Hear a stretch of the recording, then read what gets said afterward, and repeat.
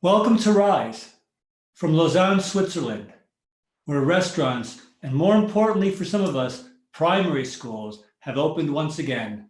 I'm Professor Demian Hodari of EHL Lausanne. Very good morning, good afternoon, and good evening. Again, from wherever you're joining us in the world, my name is Anita Mendiratta. I'm delighted to be with you from my flat in London. Thank you for joining us for what is now our fourth episode of Rise. Every week we come together on Rise to be able to reconnect, to be able to re-examine where in the world our industry is and what it means for us once our doors and our borders open again, and to really reflect on what is happening in these times. We are very, very grateful for the literally hundreds of students, graduates, job seekers, and professionals we have joining us from around the world, over 50 countries, over 40 academic institutions. We're also very grateful to all of you who send us your emails with questions, your points of view. It's always fabulous to hear, and it's important to us because this program is for you. Also, we're very grateful for our exceptional guest speakers that join us every week, who give of their time, who give of their insight, to be able to get a sense of, from their perspective, what do they think is happening in the future? They are fantastically generous with their gravitas and their perspective. Couple of things before we move on. Firstly, for anyone who is struggling, or you know that someone is struggling to connect every week, please do send us an email. It's very important. We'll be posting the email address. So if you have any questions, do let us know. It's riseweekly2020@gmail.com. We understand we've lost a few people with some registration challenges, but please, we want you all to join us. Secondly, we have a beautiful website at rise-weekly.com. It carries all of our former episodes as well. And we'd be very interested to know which ones were you most attracted to. But before we go on, I want to actually lead you into our next subject. We're going to be speaking about changes, which is all about innovation. How our industry, how we are going to need to be able to change to be able to ready for the world ahead of us. Now, for those of us who were born before this made any sense, I'm going to hand it over to Demian to introduce what exactly this means. But before he's done, because Demian is such a special co-host, I thought we'd give him a little bit of a musical introduction. So.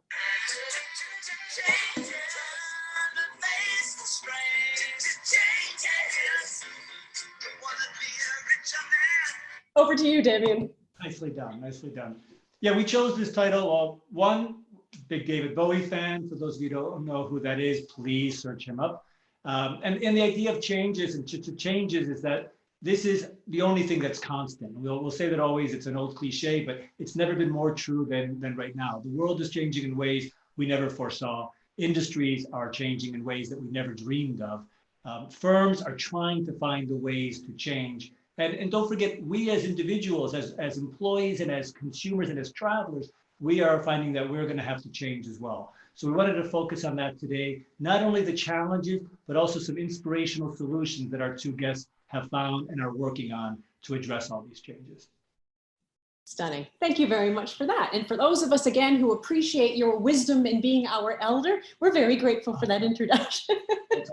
So let's take a look at where in the world are we? Because as we've said, we always want to start this program with looking at, let's just get some context. Because exactly as Demian said, our world is changing rapidly. It's changing dramatically. There's a lot of noise, but there's also the news that you need to understand. So we thought we'd just give you a little sense of where in the world are we? So where's our world today? Let's look at that now in terms of actually what's happened in our last week since we all got together. And it's fascinating to see exactly what has happened.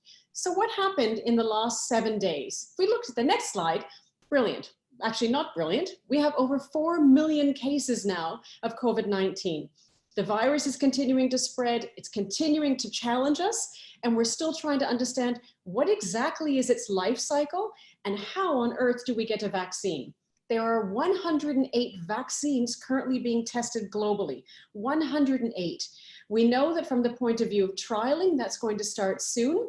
But the actual mass rollout of a vaccine, we anticipate from what we're hearing from the WHO especially, is that it's probably going to be 12 to 18 months. But the vaccines are being developed, enormous brain power and finances being put into them. Remdesivir, which we mentioned last week, is a way of not curing the illness, but it's actually helping those who have it get through it with more of a fight. It has not yet been approved by the FDA in the States, but it is approved for use in Japan. From the point of view of health, what we do know is that the global economy is extremely unhealthy as a result of what's happening with COVID-19. The world is readying for the deepest recession since the Great Depression. And we in the UK have been warned that we might face a GDP drop of up to 14%, which is more than has happened since the 1700s. Very sadly, the gig economy, otherwise known as the sharing economy, which was such an important part of our economy, suffered dramatically in this last week, with Uber, Lyft, and Airbnb laying off tens of thousands of people as there just isn't the demand.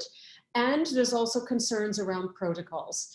Travel and tourism continues to lose 1 million jobs a day, and the global standards ultimately are imminent in terms of health and hygiene protocols. Importantly, we say global, because it's not just about the protocols in hotels, the protocols in airlines, the protocols in airports. They all need to work together so that every traveler is comfortable that what they're experiencing is seamlessly integrated in health and safety, not just connectivity. We then move to the next chart, and we'll go through these really, really quickly. Why are we showing this? This is a read last week by McKinsey & Company of what people think to be their decrease in income in the next 2 weeks.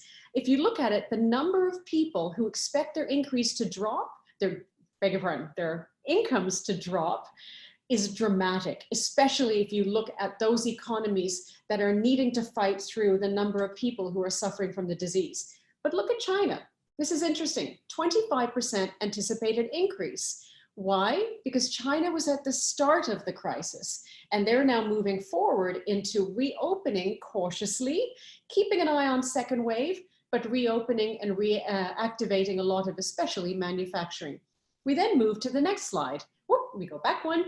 And this I thought was interesting because with all of us being locked up, locked in, and locked down, we've had to adjust how we do things. Demian and I now meet you every single week. We've now relied on the virtual world to connect us to have these conversations.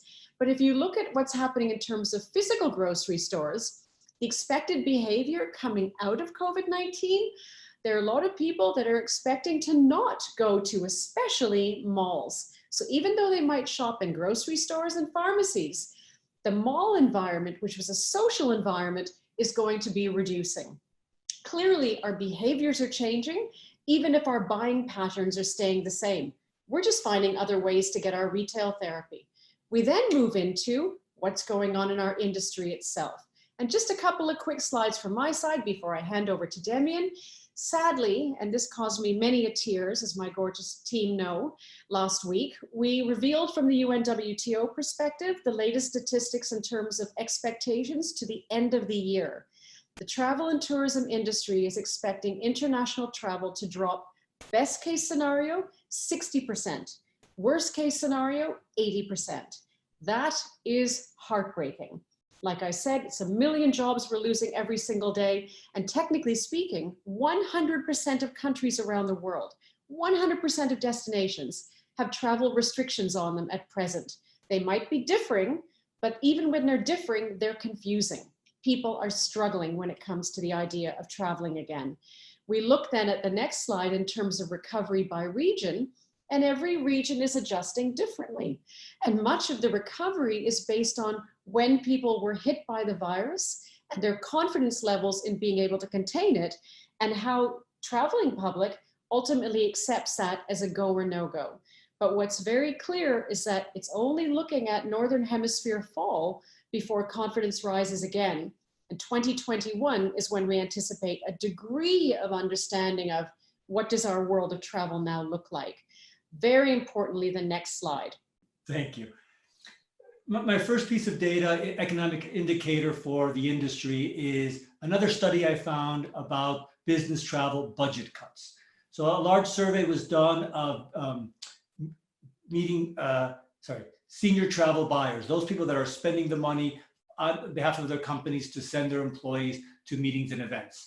75% of them think it's going to have a drastic decrease next year due to the pandemic, but also importantly, 60% of them are saying it's largely due to their new experience with virtual conferences and events. And they're saying they absolutely see the future being more of a hybrid model based on some in-person meetings, but a lot taking place virtually from now on.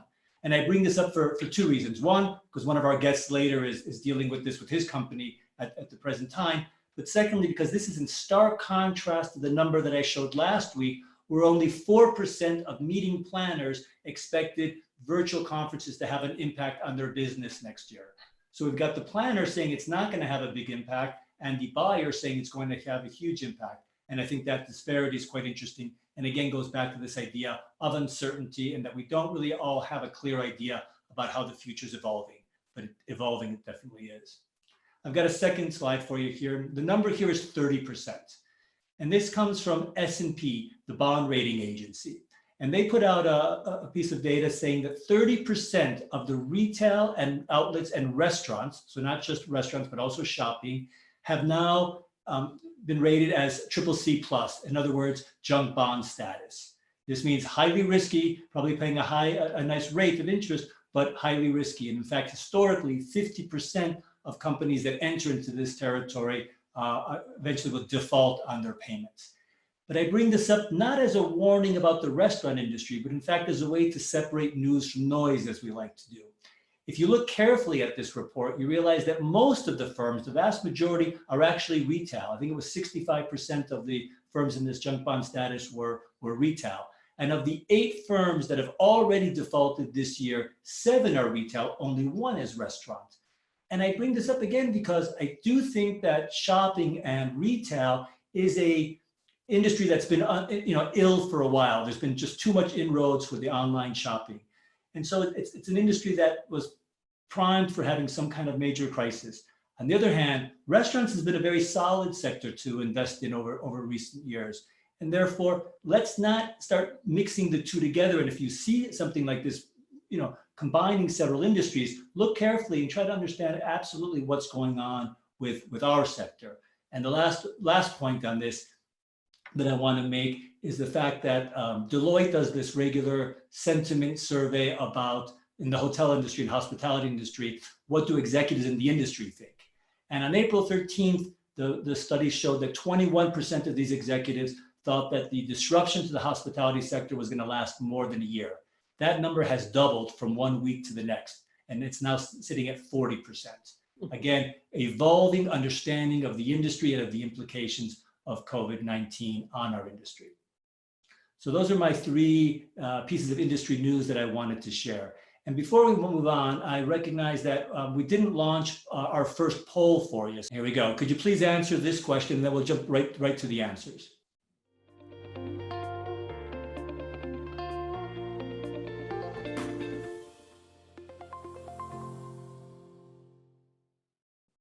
And can we put up those results right away as well? Here we go. So 50% of their time is going to be spent in a virtual atmosphere, as opposed to probably closer to 0 or a small percentage before. And 20% of them believe it'll be 75%. Very few believe it'll be less than 50%. What do you think about that, Anita? I think that's amazing, because you think, technically speaking, more than ultimately 3/4 of the audience feel that more than 50% of their learning and meeting will take place, and working will take place online. That's really interesting. So it's basically saying it's not an and in either or, it's an and. So it's increased the amount of opportunity we have for learning and for working just by doing it virtually, which has a whole different impact on our personal lives, especially because the boundaries are now fading between the working, learning, and the personal living. That's really interesting. And I must say, Demian, that was a great response in terms of do the poll, do the results immediately, because I have a challenge for you, sir. As we say, there's nothing more important in this program, aside from you, there's nothing more important than the question and answers. And we want to make sure that everyone gets a chance to put their questions through. Some of the questions that came through last week, we weren't able to answer. So Demian, I have a challenge. We're going to do a quick Q&A. I'm going to ask you 2 questions. You're going to ask me 2 questions in that reverse order. Each of us have maximum 30 seconds to answer the question. So take a deep breath. I will take the first challenge. Okay. Go for it. All right, I picked this following question for you. See what you think. Marco asks, do you believe that going forward, we will rejoice in a society that values even more the importance of real human connections, or rather the opposite scenario? One that is fostered ever more by increased use of technology. That's a great question. And I do believe fundamentally that this time ultimately has increased the value of huggability. We've all been disconnected. We have our virtual connections. We know we can learn and work from it, but we all want to be together. We are human beings. Our industry is about human contact. So if anything, while there might be initial caution around safety and protocols, once our doors and borders and skies open, I still think you're going to have a race of students and graduates running towards you, Demian, for a hug because they've missed you. So yes, I think it will have a positive impact. I don't think you know me and my students that well. I'm going to give you the second question. This comes from Philippe in Paris. You said that public-private partnership is thriving and important, but I hear so much talk and see so little action. When do you think we will see real progress here, and how do you think it could or should be done? Brilliant. Thank you. And thank you for that question, because it's a question that comes up often, and it's often with a lot of, this just should be working more effectively.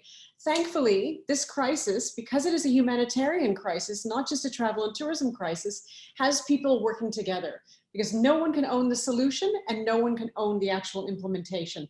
Governments and businesses are already working together. They've started from the beginning, which is fantastic.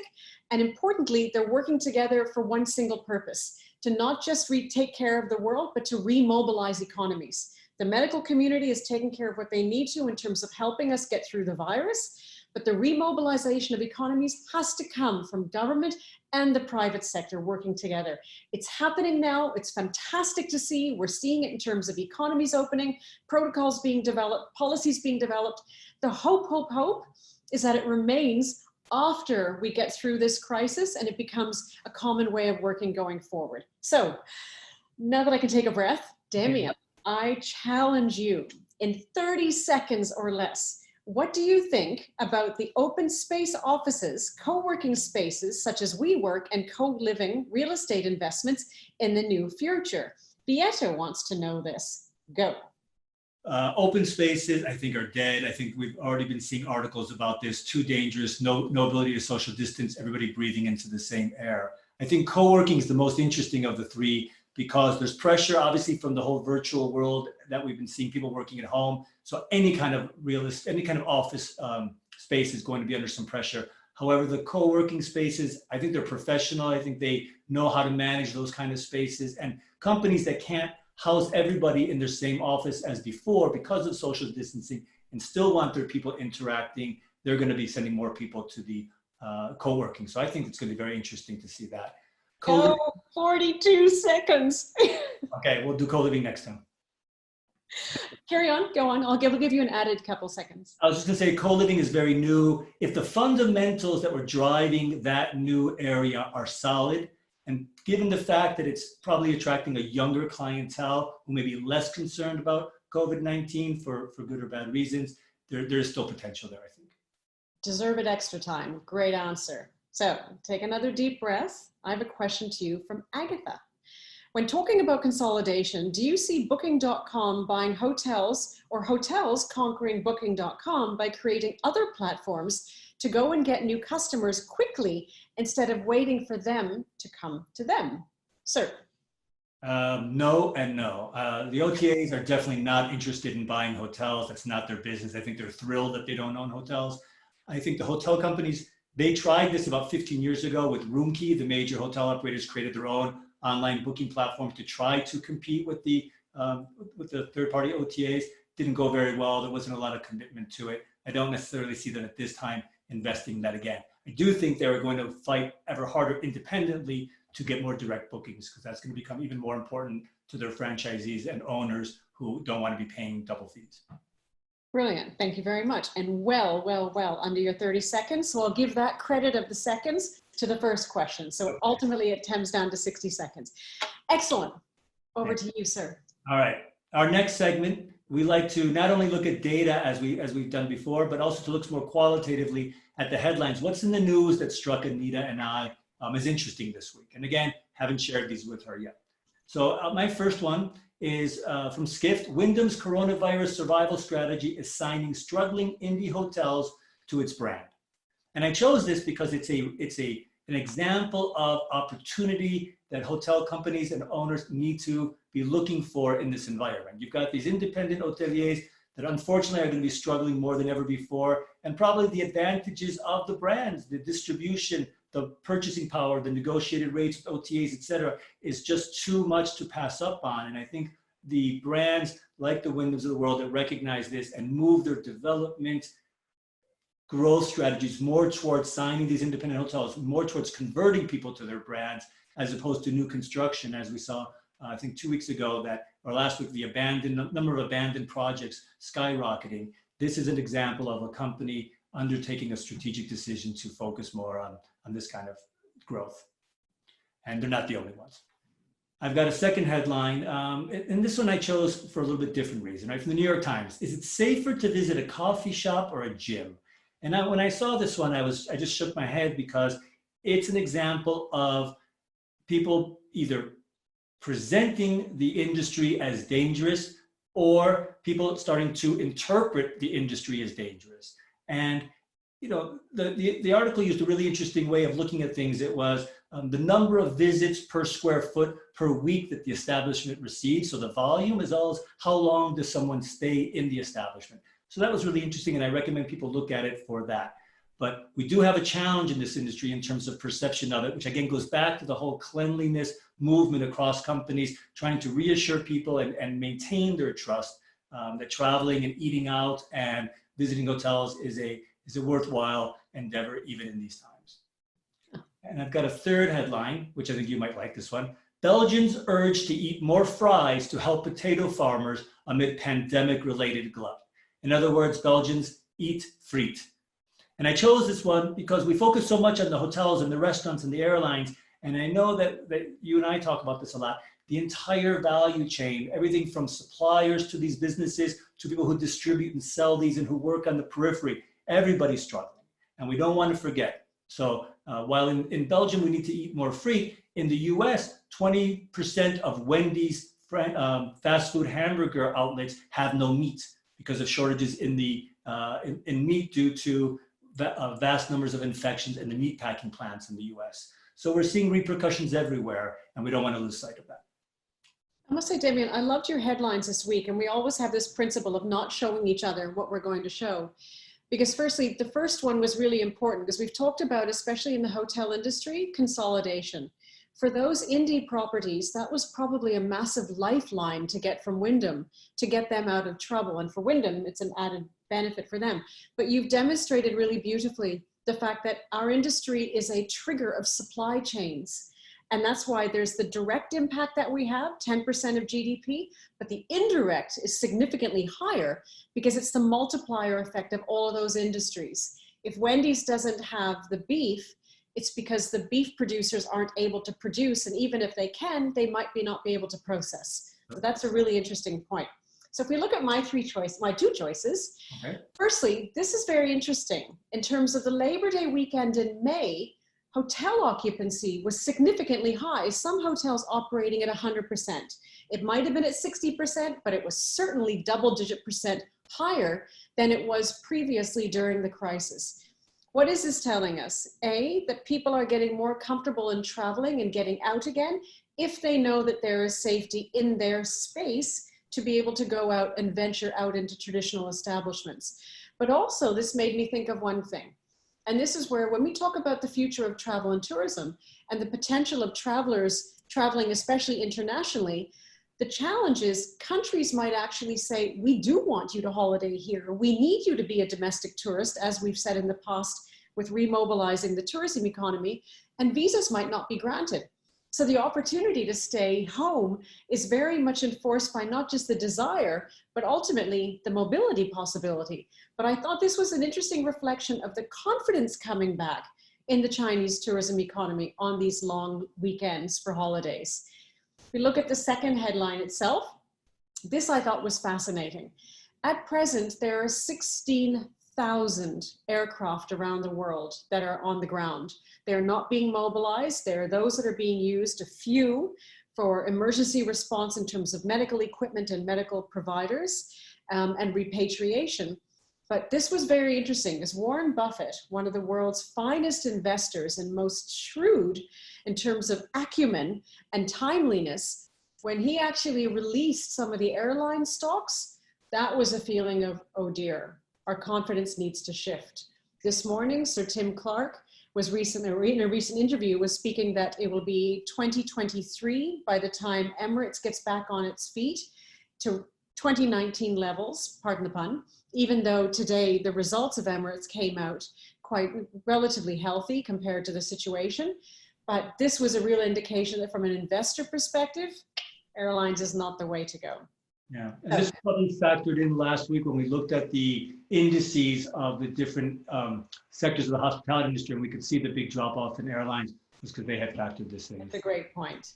And for anyone who knows me, like Demian loves hospitality, aviation is close to my heart. So Demian, a very special video for you, which triggered what is going to motivate people to travel in the future.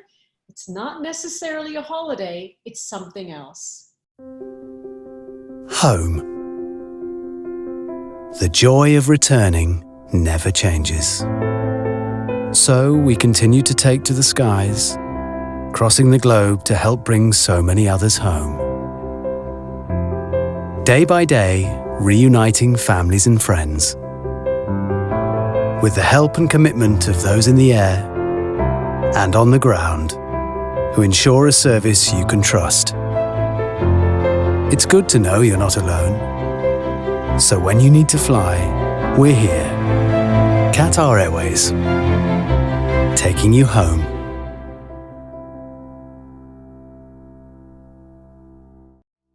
I thought this was beautiful because when the borders closed around the world and the skies closed, tens of thousands of people were and continue to be separated.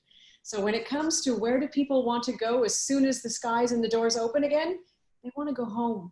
They want to go to the people that they love. I thought that was beautiful.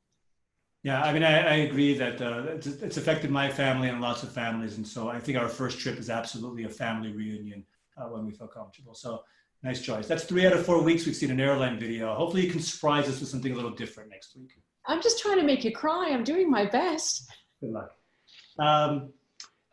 I also want to just remind everybody before we do poll number 2, please do submit your questions using the Q&A button at the bottom of your screen, especially if you've got questions for our next 2 guests that you'll meet in a few minutes about innovation and their companies. Make sure you get those in. And again, as always, Anita and I will take some live questions at the end of the show as well. So get those in for us as well, please. And before we bring in our guests in just a moment, we want to ask you a second poll question. And then we will show these results and then discuss them immediately with our 2 guests. So could we see our next poll question, please, Grace?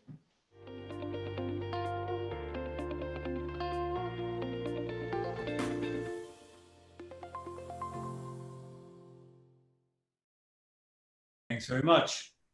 All right, and let's see those results. All right, Anita. We've got 36% believe that cost, the amount of money that it would take to innovate, is the #1 obstacle. The second one is this idea of owner-operator disagreement, meaning who's going to pay for the innovation? Is it the hotel owners or the operating companies that run those? That's followed by lack of innovative ideas, right? The industry, especially the hotel industry, is not well known for being very innovative. Fourth is chain-wide implementation. If the brand does come up with some innovation, can they get it successfully implemented across other hotels, especially given that they don't own those and those have, real estate investors. And last was the issue of time. So time doesn't seem to be of an issue here. All right, thanks for sharing that. And let's see what our 2 guests have to say about this. Today with us, we have Michael Levy, who's the Chief Operating Officer and co-founder of CitizenMHotels, and Jonathan Worsley, founder and chairman of Bench Events. Welcome, Jonathan. And welcome, Michael. Hi, guys. How are you? Damian. Good. You saw those results. So any comments on what you saw up there in terms of obstacles to innovation in the hotel industry? Michael, why don't we start with you? Well, I think that by far the biggest problem is the chain-wise implementation, because we would like to roll it out, but unfortunately are not capable of. And do you think smaller groups like yours obviously have an advantage in this situation? Yes, I do believe we do. The consistency to roll that out across portfolios is really where it is. And as we are a member of so many frequent stay programs and we want to know the consistency of product, brand promise and brand delivery is really an issue. Right. And Jonathan, what do you think about that? People identified cost as the #1 issue. You agree with that?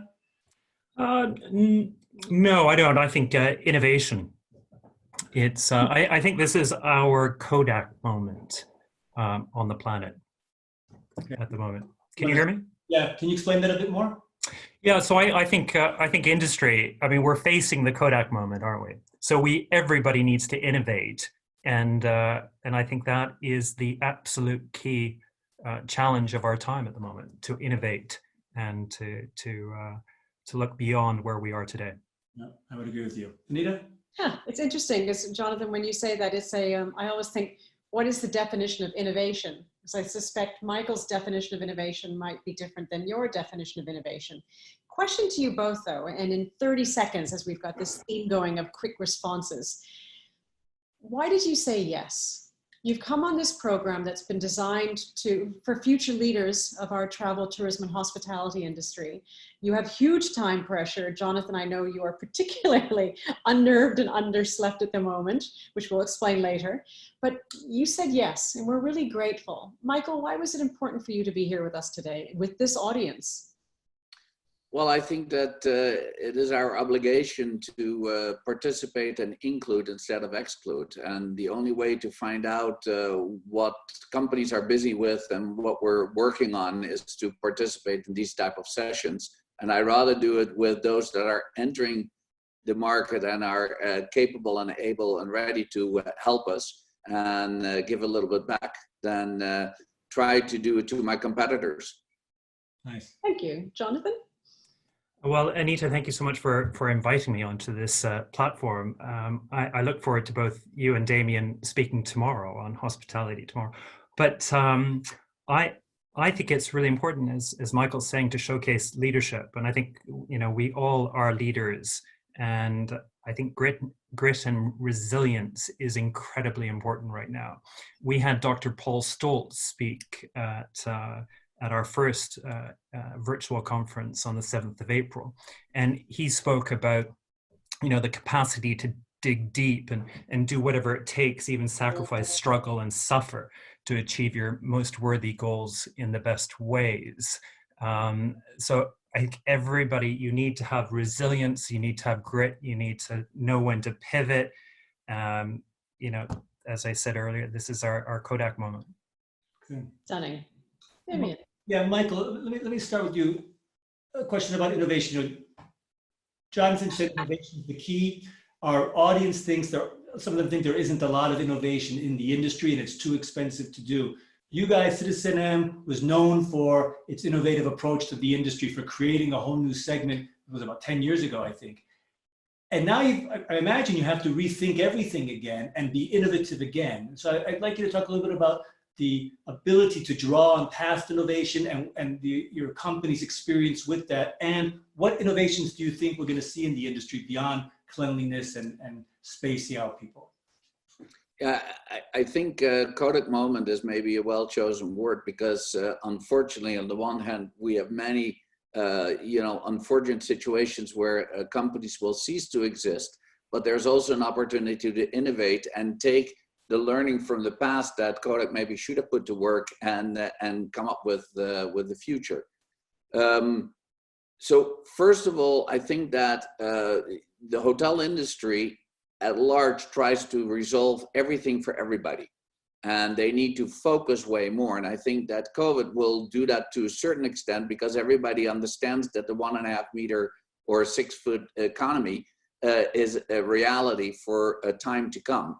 And if we do not adapt, we're just out of business. We're not participating. So that will focus a little bit. But then again, is it an opportunity also to represent ourselves a little bit? And we've seen that in previous crises where 5-star hotels maybe became 4-star hotels, and 4-star hotels 3-star hotels, and all of a sudden all services became under scrutiny. And the way we have always operated with CitizenM, we first looked at our target audience, and we looked at what our target audience wants, needs, and what changes in their life and when they travel, when they hopefully stay with us. And that's our goal. So we first have an end goal in mind and then work towards it. And that has worked well for us. I'm curious, because to both of you, Jonathan, you mentioned you seeded the concept of Kodak moment, and Michael, you've reinforced it. And I'm pretty sure there's some people in our audience that are wondering, who's Kodak? To which is the whole point, that there can be some entities that have been enterprises and massive, and suddenly they're no longer valid. Jonathan, I'm going to throw it to you, because you and I have worked together for several years. You've had me on live stages, and now we work together on the virtual stage. And the whole changes concept of this program is about the need to pivot, but also pivoting for the sake of survival. Can you explain a little bit about what you had to go through in terms of what you said about a leader being called to action and just readjusting to these times, but then how does that affect later when we're able to again go back into the industry itself? And if you could just give a quick, exactly what is Bench Events and who are you? Yes, happy to, Anita. Bench Events, we started, I launched into this entrepreneurial space when we launched IHIF some 23 years ago. IHIF being? The International Hotel Investment Forum in Berlin, which was terribly exciting to be part of that and to incubate that in the early days. And I stayed with it for 20 years. At the same time, launched conferences in Europe, Middle East, and Africa in aviation, food and beverage, and hotels. At the same time, launching the Bench in 2000 because there was a need for daily data in the hotel industry. I was a consultant before, and we only needed monthly data, but our clients really needed daily data. So we then provided that tool for the industry. In 2008, we merged that with Deloitte and STR to create STR Global, which has become the powerhouse that it is today. So I've done a number of different interesting ventures during my career, which has been incredibly exciting. But my real passion and love is bringing people together through these conferences that we do. And actually, right now, Anita, it's so rich. The topics are so rich because we're just changing on a day-to-day basis. It's absolutely fascinating. Brilliant. And Michael, based on that thinking, CitizenM has in its DNA an incredible agility when it comes to responding to changes in not just the industry, but in travelers' demands and desires when it comes to product. How does that give you a competitive advantage now, looking at the future? Well, I think that one of the competitive advantages actually reaches back to the poll is, are you able to roll it out chain-wide? And we are an owner-operator. And I think that whatever decision we make, we will make available whatever service there is to all our hotels at the same day and roll it out. And I think that there have been some announcements recently of the larger chains that they will not be able to bail out or help out their hoteliers or their ownership groups. And, it could not be further apart from one to the other. And I think that will, put us in a great space and be able to move fast. Nice. Jonathan, I want to ask you a follow-up question before. I've been introducing data over a couple of weeks about the meetings and events space and how all these travel booking agencies and people are going to saying, well, virtual works for the meetings and we're going to be shifting more of our business there in the future. So I wanted to get a sense from you, not really about your company in particular, but in general, how do you see the future balance between virtual meetings and events and in person? And sort of two particular questions. Is there ability to modify the way we do virtual meetings to take advantage of the digital platform rather than just translate what we used to do in person and put it online. And second, for the live meetings and events where networking was always considered the most important part, meeting people, how can we push that even more to make sure we don't lose that side of the business? Good question, Demian.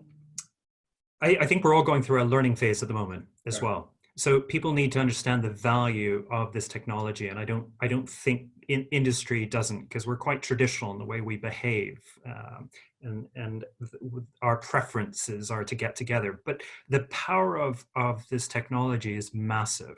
We launched the industry first virtual conference on the 7th of April. We were really quick. We did it within 18 days with the great assistance of Anita as well. And the power of this tool is not just a webinar, but it's the power of connections. It's the power of using the analytics and the algorithms behind the system to introduce you to the right sort of people that you want to meet. Now that's probably stage 2 on our journey here.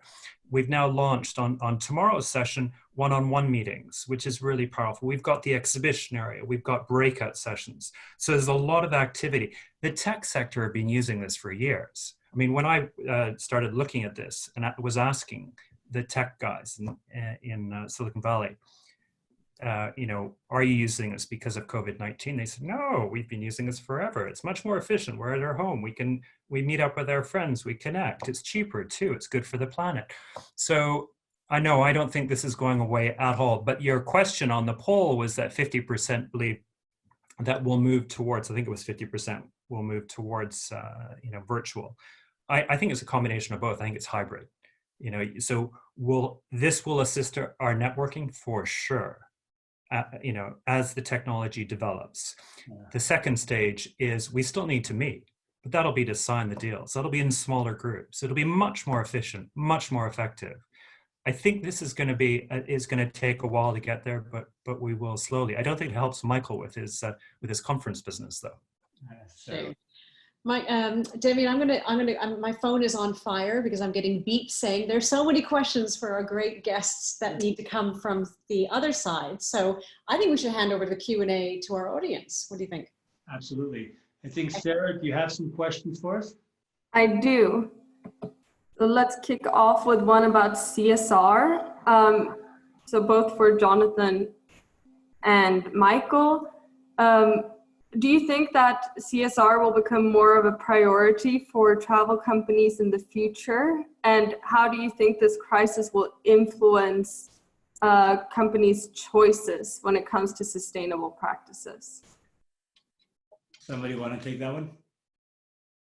Well, Demian, I could almost throw this back to you because you're on the panel moderating a session at Hospitality tomorrow with Brett Tolman on, do we care more or less? So I need to listen to your session tomorrow. I mean, I don't really want to answer the question now. I will just tell people that fundamentally the issue is, do we have the money and time to do this right at this moment? And is the need recognized by people saying, we are one planet, one humanity, look how much trouble we're in, we can't face this again. Is that enough impetus to try to push people more forward? And we've got great people tomorrow on your conference to talk about that. Michael, did you have anything you wanted to say about this? Yeah. I think that you know, the whole environmental, social governance was already a huge issue, and I think COVID only is speeding that up. And I think that we now not only you know, look at environmentalists anymore telling us that it all should be better and it could be better. We now know it is a fact that we're messing things up ourselves. So that will be you know, I think now a guest demand rather than it started being pushed in from more the investment point of view. So major investment or bank loans, if you do not have your ESG in order, you're not moving forward. Nice. So yes. Thanks. Sarah, can we take another question? Yes. Anonymous asks, how can companies have the capacity to innovate when they're already struggling and hanging on a thread? Michael, I mean, it's a great question. Well, it's a great question, but I think that innovation not always has to cost money. I think that we need to become smarter. And I think that one of the parallel almost between humans and companies is in this COVID crisis, is did you have a pre-existing condition, yes or no? And how did you get into a pre-existing condition? And that dealt a lot with people not looking forward, not being innovative, and not making it a major goal of their organization. I'll add to that, Demian, as well. I think it's really important to manage the existing business and look after it, and that's a challenge. But if you focus purely on that, for us as an events business, we don't have any income this year from our old business because there will be 0 events for our industry, pretty much. We're hoping we still might have one in Dubai. But so you can spend all your time on that old business, or you can also at the same time pivot. And you can pivot with a small team, get a small team together and pivot into that new world, whatever that new world is for you, but come up with ideas, come up with solutions and be first at it. And I think, and that's exactly what we did. We moved quickly, we moved with a small team, and we moved with purpose. And I think it's a great example. In the introduction today, I said I wanted to hear these stories about what are people doing. And then you guys, neither one of you is just sitting back waiting for things to get better or for someone to give you a solution. You're both trying to do that, which I think is great. Nice. Oh, sorry, go ahead. Can we take one more question?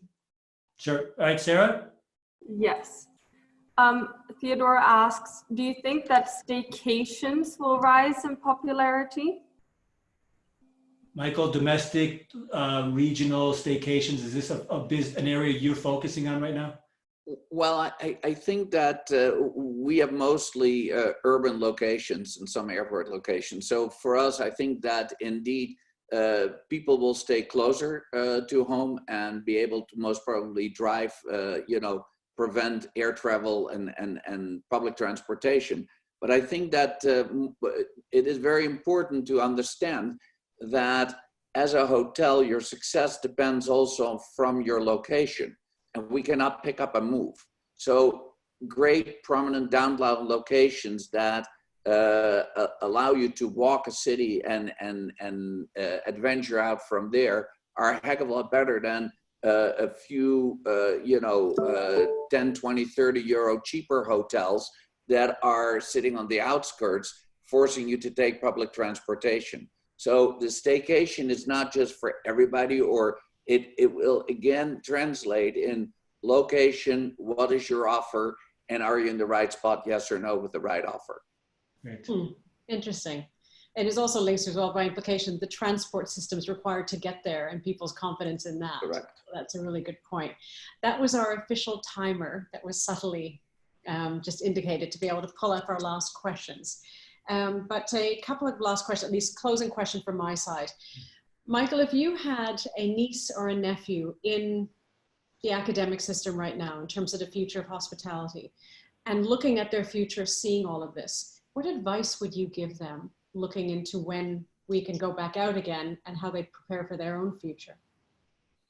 Well, I think that, first of all, I've always told people, follow your heart, because only when you really do every day what you like and love, that's the best situation, and you never work a day in your life, as they say.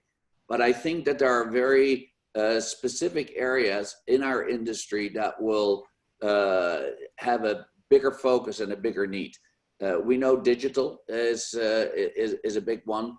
We know that the increase of technology and the reliance on technology is important. So that whether that be from a distribution point of view, from a hotel systems point of view, or from a guest facing point of view. So that whole tech digital world is one. And I think that commercially our world has changed so much as well. So if those are two areas that appeal to you, great.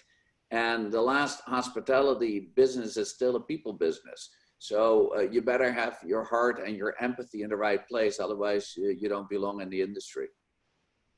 Very important litmus test coming out of this. Jonathan, I have a question for you, which I know you have an answer for because you have a bit of a surprise for us. You've got an incredibly important event tomorrow, Following the Sun, with probably 5,500 people again following. And you have something special up your sleeve for our audience, which is? I do. Anita, we're very happy to organize 50 tickets, 50 complimentary tickets. So here we're trying something different. We're offering this platform. We're charging this time. We're going to see how that works. But we've got 50 complimentary tickets, particularly for anybody who's watching Rise. We've got up to 50. So happy to share those with you, Anita. Thank you. And to all watching, it is absolutely worth connecting in tomorrow all day or beginning or through the day. And we will be posting the link for those tickets on our Twitter account at the end of the program. So keep an eye on that. But we'll make sure the link is there and then we'll cap it at the 50 and then we'll send you a notification of confirmation. So Jonathan, thank you very much. Should I just provide a quick overview of some of the speakers we have? That would be fabulous. Okay, well, of course, we have Demian and Anita. Michael, I'm going to get you involved next time around, but we've got BBC's Stephen Sacker, who does Hard Talk for us. We've got, we have Ayman Al-Mudafer, who's the first time ever that he's been on a show like this. He's the head of the PIF, the Public Investment Fund in Saudi Arabia. We've got the likes of Bill Heineke from Miner, an amazing entrepreneur. What's he doing with his company around the world at the moment? Jerry Inzarello coming in from Diria Gate Development. Is a great leader, going to be speaking on leadership issues. And a whole host more. We've got about 80 speakers, so it's going to be a fantastic day. But I would love anybody who is attending tomorrow to really try out this system and see how it works for you, because this is going to be the 50% of the future. Yeah, and I think that's a really good point. That the last thing, Jonathan, as well, is that people aren't going to be able to stay on all day necessarily. But if the world is moving in this direction towards these virtual meetings and events, and this is a pretty big one, especially for our industry, I think it's important that our audience sees what it's like and tries it out for themselves. Clearly, they've tried out the webinar format by visiting our show, but let them try a major event and get a feel for themselves how the industry is going to evolve. So that's a great opportunity. So thank you for that. Thank you for that. Right. Thank you. I think that's all the time we have, right, Anita, with them? Indeed. And knowing Demian, you have a very special relationship with Michael and with Jonathan. I'll let you do the honors in closing. Oh, okay. Michael, as always, you're always so helpful and coming to schools, speaking, doing events like this. I think it's really important that people see and hear from not just the big, huge chains, but those that are making inroads into new ways of working and serving guests. So thank you so much for taking the time to be with us. And Jonathan as well, I think a great example of pivoting. It's a hugely important part of the industry meetings and events. You're attacking it. You're not sitting back, and I'm proud to work with you tomorrow. And thank you for the opportunity. And thank you for the tickets for our viewers. And one of the advantages to watching this show live is you never know what surprises is in store for you. So thank you both, and we'll see you later. Thanks so much. Thank Great. you. Thanks, David. Thanks, Anita. Thanks. Bye-bye. Bye-bye. Good stuff, Anita. Oh, it was divine. What great speakers. And it's quite fun when they come from different ends of the industry, but have such a common foundation of courage when it comes to the ultimately looking at the world. I agree. Stunning. What was the main takeout you found, Demian? What are you going to remember most from that conversation? I think it's the fact that what Michael said about innovation doesn't always have to be expensive. Clearly, earth-shattering innovation might have to be, and maybe it has to be tech-based in these days. But I think firms that don't have the money, which was the number one issue that was raised by our audience, there are other ways to do it. There are new ways to do service, to present yourselves, to interact with customers before, during, or after their stay. So I think it'll be really interesting to see how people without a lot of money still find ways to do something new and create better value for customers and their associates. Indeed. I must say, because from my side, what I thought it was interesting was immediately when Jonathan said up front, this is the industry's Kodak moment, my immediate thought was, how many people viewing even remember who Kodak was? And that's the whole point. I mean, I think the most interesting thing about the Kodak moment was the fact that Kodak, an engineer at Kodak, actually invented the digital camera, and people don't recognize how Kodak sat back on it and didn't want it to alter their existing model. And I think people who don't know that story need to go and read a little bit about it because it's fascinating. It's fascinating. Exactly. As Jonathan said, grit and resilience are critical, and there's a whole cocktail of adrenaline put in on top of that. Brilliant. Excellent. Demian, we go to the next section. Over to you.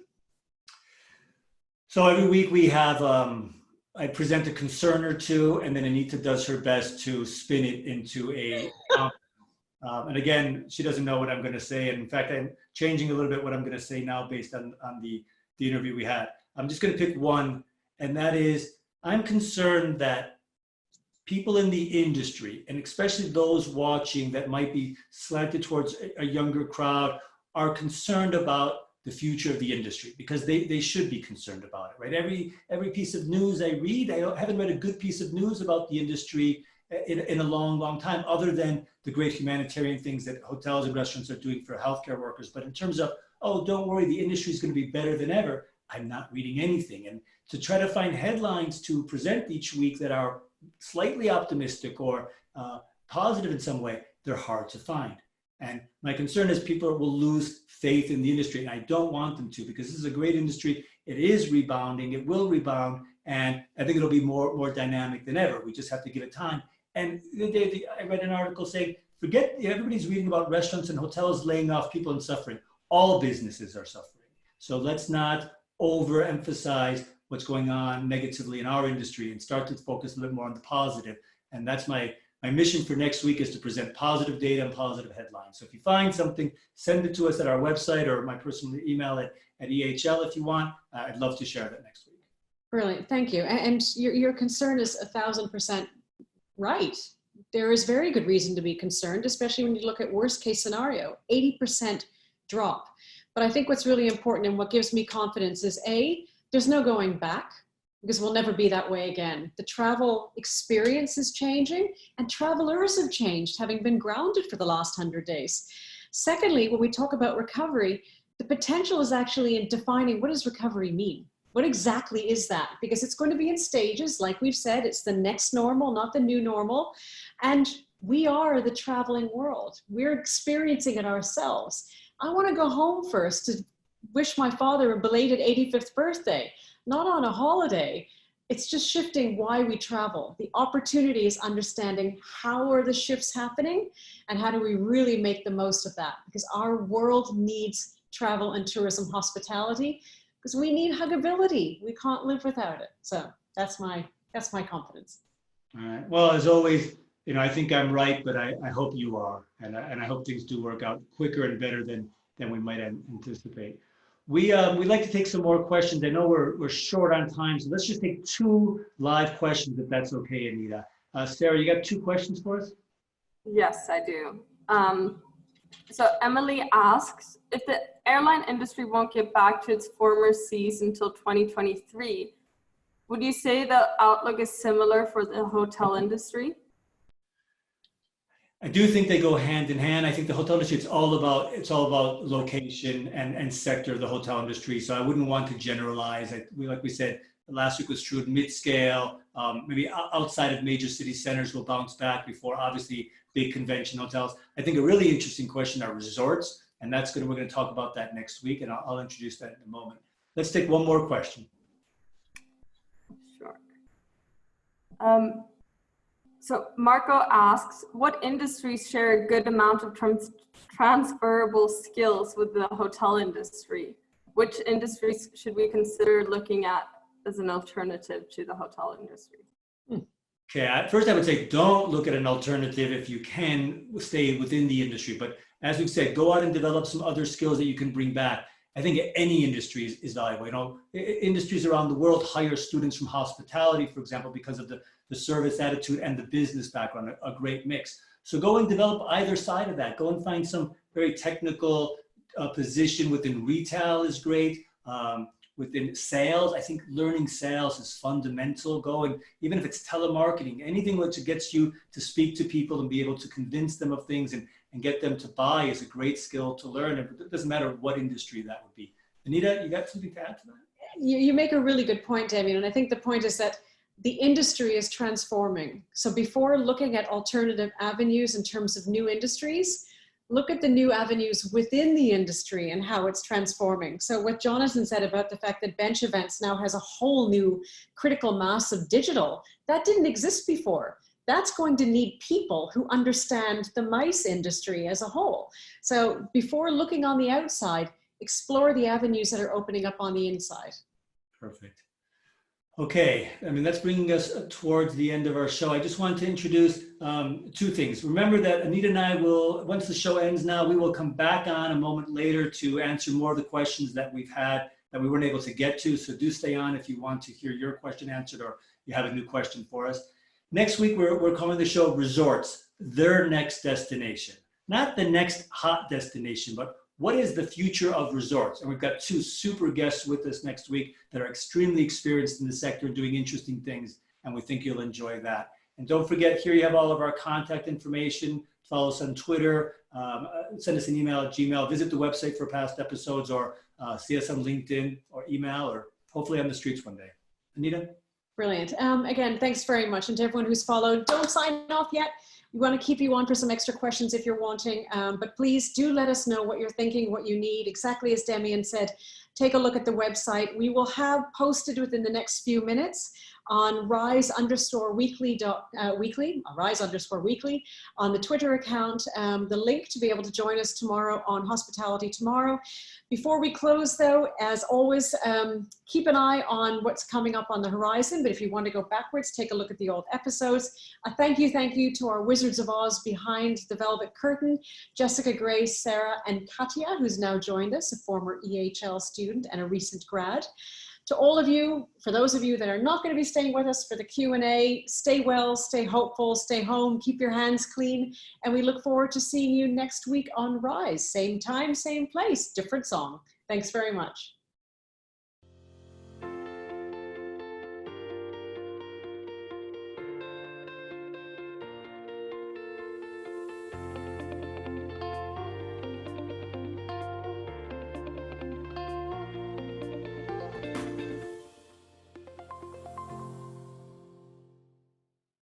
So we've got 100 people staying with us, it seems, with some questions. Sarah, fire away. Yes.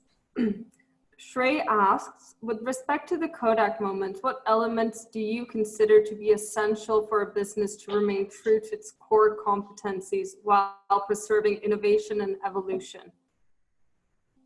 I mean, I think this is a challenge that all firms go through that are evolving, changing, growing, right? On the one hand, it's a question about paradoxical thinking. On the one hand, we want to exploit our current business and opportunities and not give them up because they're useful. But we also have to explore new possibilities, new markets, new customers, new products, et cetera.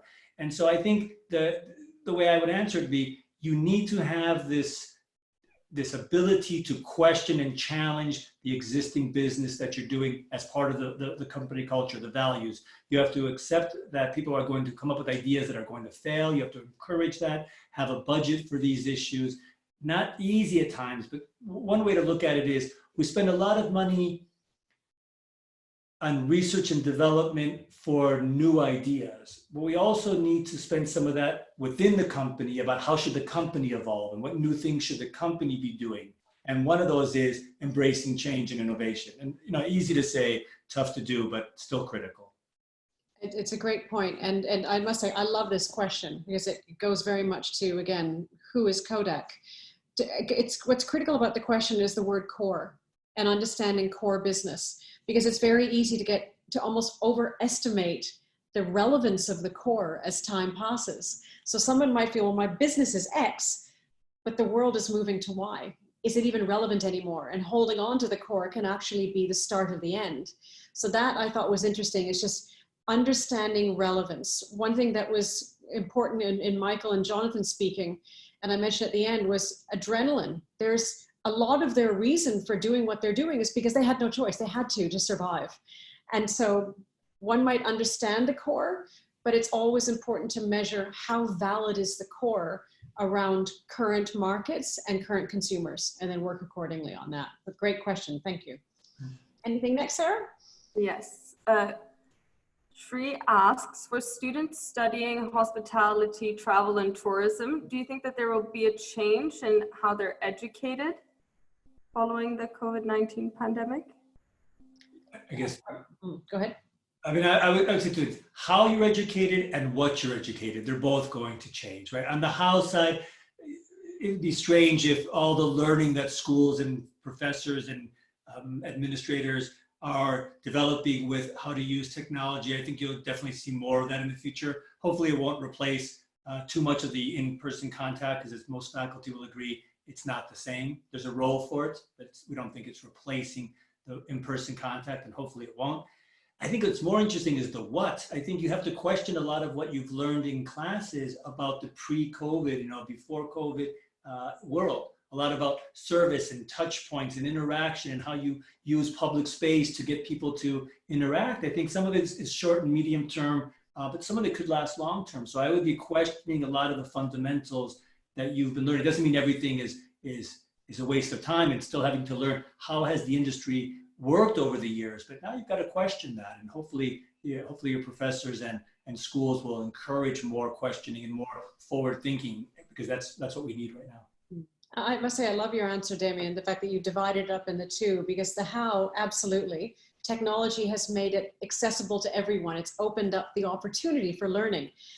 But it's not when COVID-19 ends, it's happening now. It already is, and it's been fantastic to see how many global institutions are being so generous and offering free learning.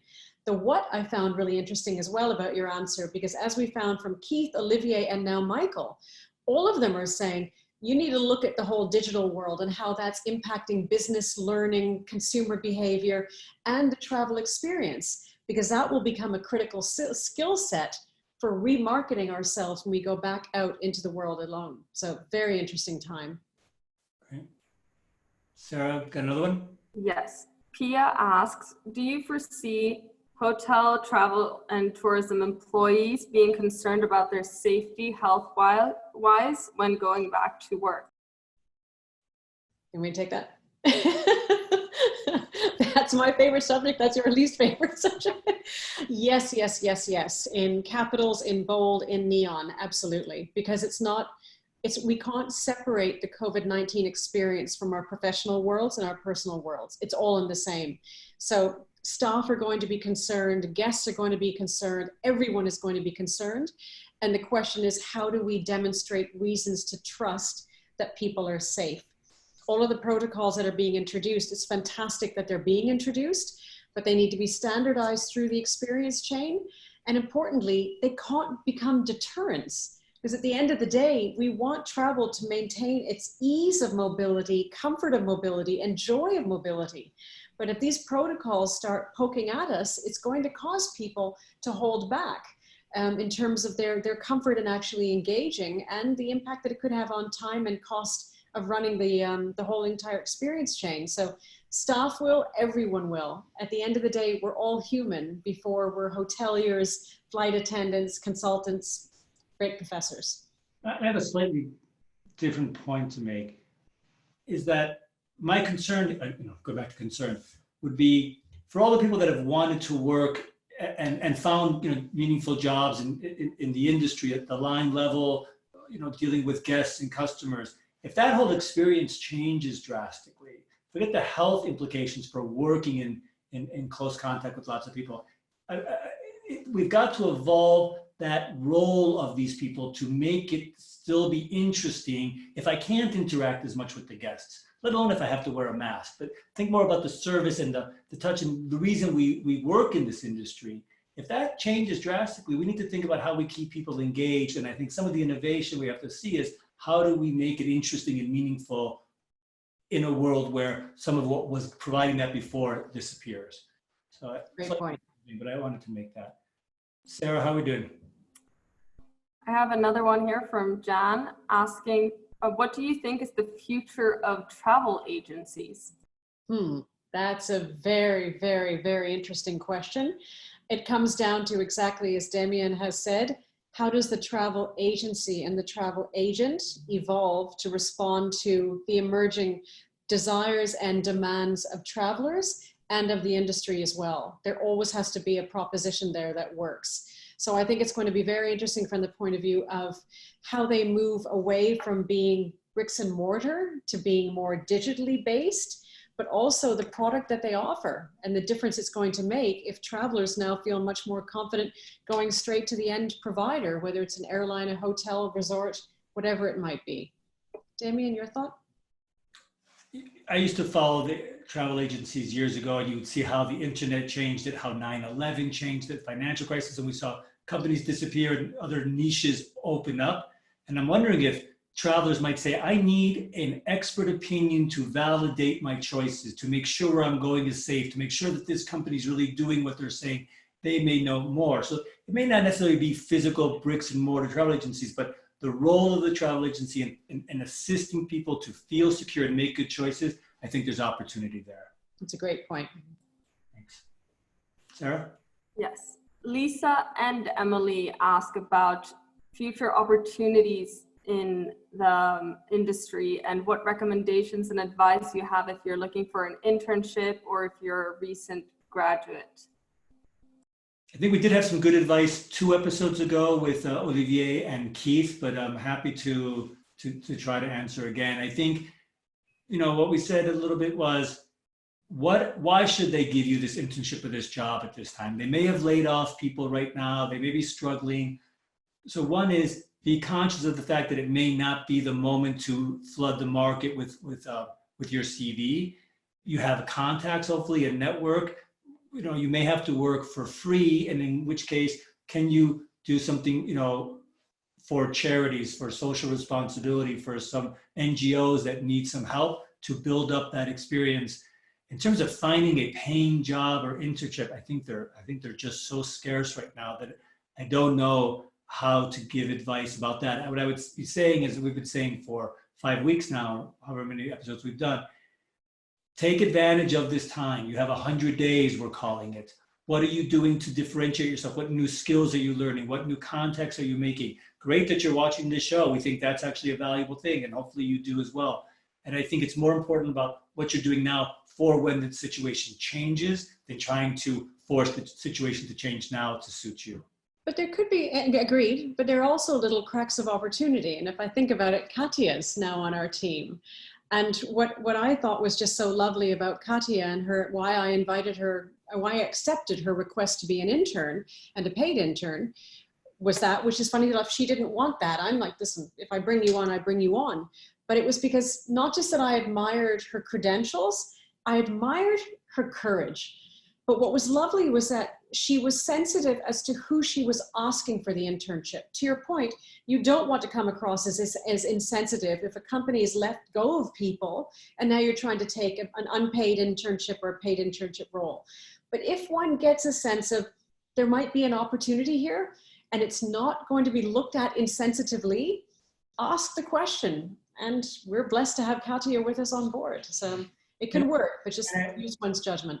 Sorry, and I will say I was speaking with someone in the industry the other day, former student, and he said, we're going to be hiring some staff and some interns in the short term. So, you build that network, hear what's available. If you're at a school or you were at a school, keep checking their job platform. There will be opportunities. I just don't think they're going to be, very numerous. Sarah? Yes. Pia asks, what role do you see the travel and tourism industry and hotels playing in creating norms and correct behaviors in terms of social distancing in a post-COVID-19 world? That's a great question. And again, it goes down to, as I was saying before, about the entire value chain needing to connect, pardon the pun, but doing it at a social distancing safe way.